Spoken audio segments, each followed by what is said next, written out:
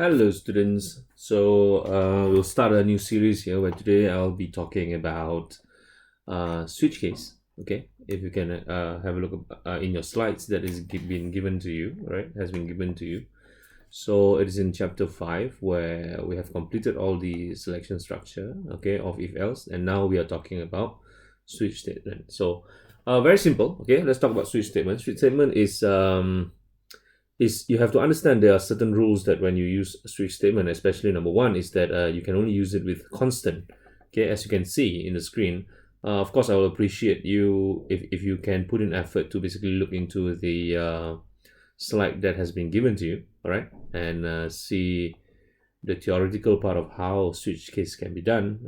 And at the same time, okay, just some important notes for you to know is that when you are using switch case, okay, it can only be used on constant and cannot be used within values in range. Like for example, we have done a few examples before, okay, where we use if else, and you can use conditional statements like this, like case is more or equals to 1, but you cannot use that. But in switch case, you can only use constant, like things like case 1, and you can only use it for two type of variables.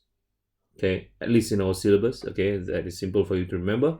In our syllabus, we will be only talking about using switch statement for two type of data types. The first data type is character. You can use it for character, and second data type you can use it for integer values. You cannot use it for continuous floating numbers. Okay, all right, so let's go to REPL. Okay, so I'll appreciate that your effort to basically look into the slides, okay, and then look into the additional video that I'm giving you here now, okay, where we will take a look at how switch case can be implemented in some other examples, new examples that I have just created here. As you can see, I've created a program here, okay, where you can see that I'll ask the user to key in a number from 1 to 5, and then I'll ask them to basically scanf the number, right? And you'll get a number where you will check, okay, if the number is equivalent to 1, then you'll print less than 3, asterisk less than 3. If it is 2, you're going to print the same thing, asterisk less than 3.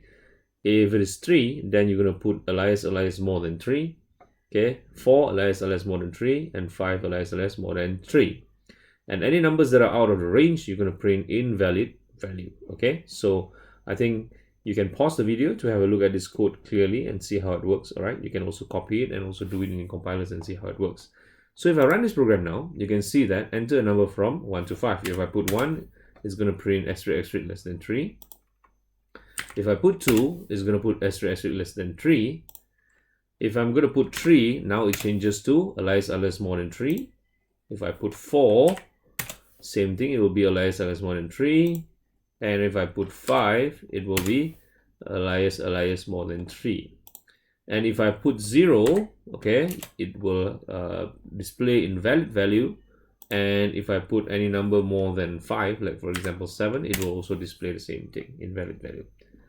Okay, so how do we do switch case? So I'm going to convert this, okay, from this if else statement to switch case. Okay, so first of all, of course, okay, you will need to have the keyword switch. That is given, right? Okay, and what is the variable that you are switching? In this case, number, right? Number is the comparative variable that we're using here. Okay, and with that, you're going to add in the body, right, which with and open curly braces and close curly braces. Okay, so we have a few conditions here: the first condition, second condition, third condition, fourth condition, fifth condition. Okay, so the first condition will be case 1, and you will put a colon here, right? Okay, and if case 1 is true, then I'm going to put printf less than 3 here. Okay, and then followed by a break. Okay, can you see that? Right, so I'm going to do the same for the second one. Okay, so this is going to be case 2, right? So same thing, it will print less than 3 and it will have a break as well. Okay, the third one will be a bit different. Now if the case of the integer value is equals to 3, okay, I will now print alias more than 3.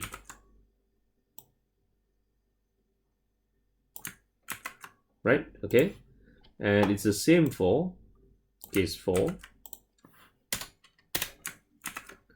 right? Case 4, more than 3, and finally case 5, which is more than 3. And I've covered all, yeah? The first condition, second condition, third condition, fourth condition, fifth condition.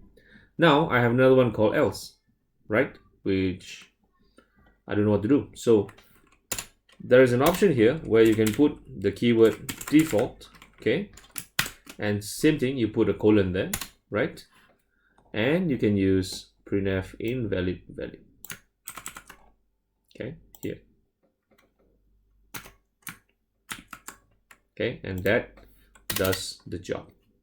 Okay, and now I can delete off this, okay, and just work with just the switch case, right? I'm gonna make the font size a bit smaller, larger, so that we can see. Okay, so now you can see, right? Switch case. Okay, so case 1, printf less than 3, break. Case 2, printf less than 3, break. If you don't know what break is, I'm going to explain to you what break is after this. Okay, slowly, right, one by one. Okay, of course you can put a break here as well, but since this is the last one, normally we can ignore the break part. Okay, all right. So now, but you can put, there's no harm, right? Okay, so I'm going to run the program now. So if I put 1, see, less than 3. If I put 2, less than 3. If I put 3, it's more than 3. Or is it? Okay, or should we change this? Okay, maybe to something else. Okay, I'm gonna put it equals to 3. Okay, right, now we can work with 3 different output. Yeah, okay, so let's try it again. Okay, so I'm gonna put 3 now. Okay, equals to 3. Okay, so logically you can see that I have retained a logical error from the very beginning until now, which is more than 3. It still prints, there's no syntax error, okay, but those are logical errors, okay, which means it happens due to my own mistake as a programmer. All right, okay, now I'm going to run the program. If I put 3, you can see that it says equals to 3. If I put 4, it says more than 3. If I put 5, it says more than 3. If I put 10, it says invalid value. So whatever that is not within the case of 1 to 5, okay, they will all be printed by the default value. Okay, now, so the next question is, why do we need the break here? Okay, so you see in switch case, yeah, okay, we have to manually break from case to case by using the keyword break, because if we do not, okay, and let's say I disable the 2 breaks here, okay, and if I run this program, okay, watch carefully what happens, okay, right? If I run the program,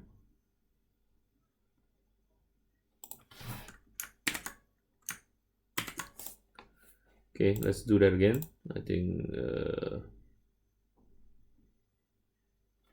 okay, sorry guys, let me